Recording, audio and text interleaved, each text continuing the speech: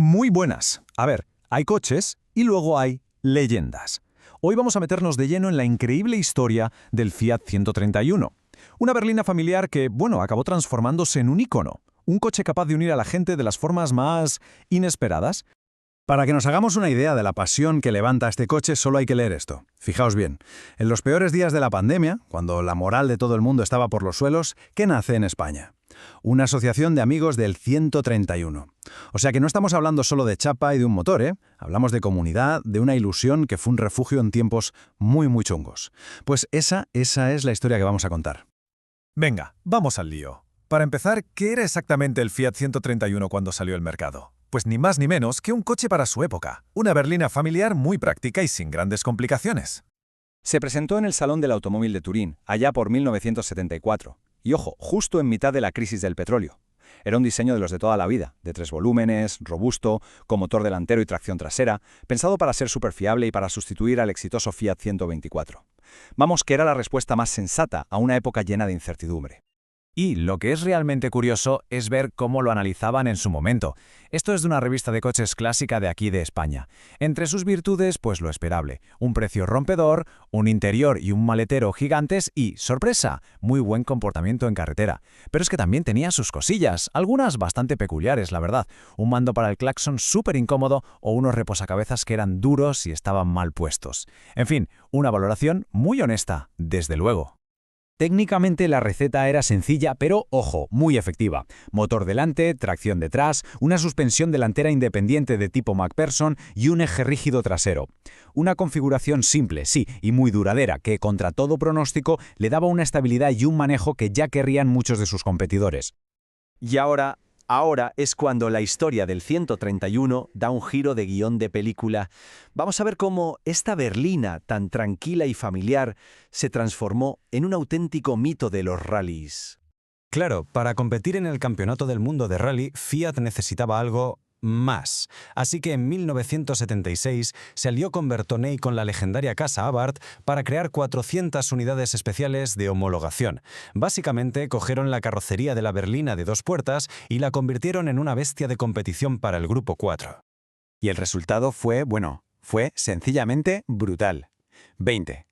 Esa es la cifra. El número de pruebas del Campeonato del Mundo de Rally que ganó el Fiat 131 Abarth en solo 5 años. Es que el número habla por sí solo. Es impresionante.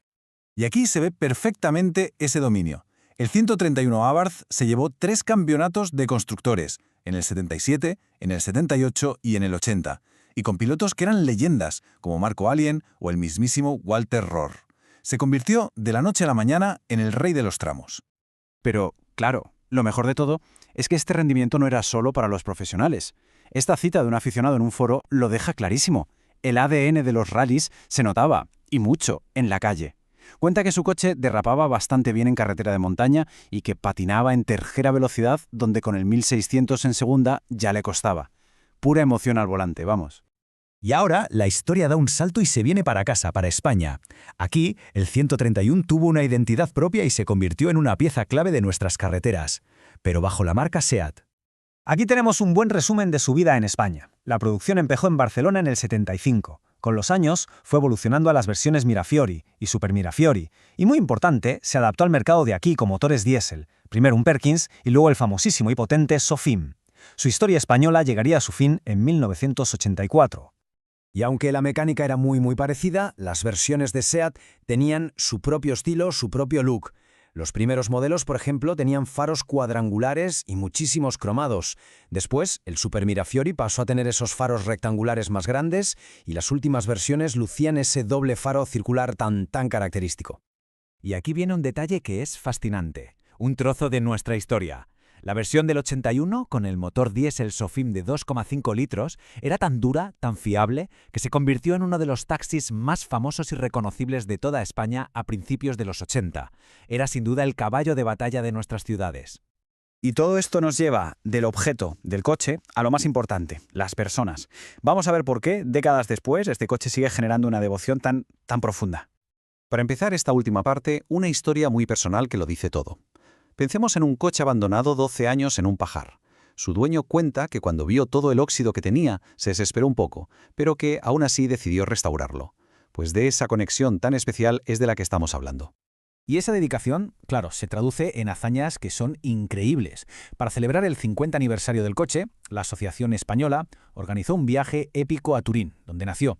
Se juntaron en Francia, cruzaron los Alpes en una caravana de 650 kilómetros, se reunieron con gente de toda Europa y lo celebraron juntos. Una auténtica peregrinación por amor a un coche. Y este gráfico lo deja muy claro. La participación española fue una pasada, 16 coches, superando de lejos a los aficionados de otros países, incluida la propia Italia. Esto demuestra el nivel de compromiso tan brutal que hay en la comunidad española. Y quizás lo más bonito de toda esta historia es esta reflexión del club. Cuando se encontraron con los aficionados de Italia, del Reino Unido o de Alemania, la conexión fue inmediata. Como ellos mismos dicen, en esta afición no hace falta traductores. La pasión por el 311 al final es un lenguaje universal. Y terminamos con esta pregunta que lanza la propia asociación, que es para pensar, si en 2024 se celebraron los 50 años del Fiat 131 en Italia, ¿qué va a pasar en 2025 cuando se cumplan los 50 años del SEAT 131 aquí en España? Ahí queda eso, un recordatorio de que esta increíble historia de pasión y de comunidad, lejos de haber terminado, sigue más viva que nunca.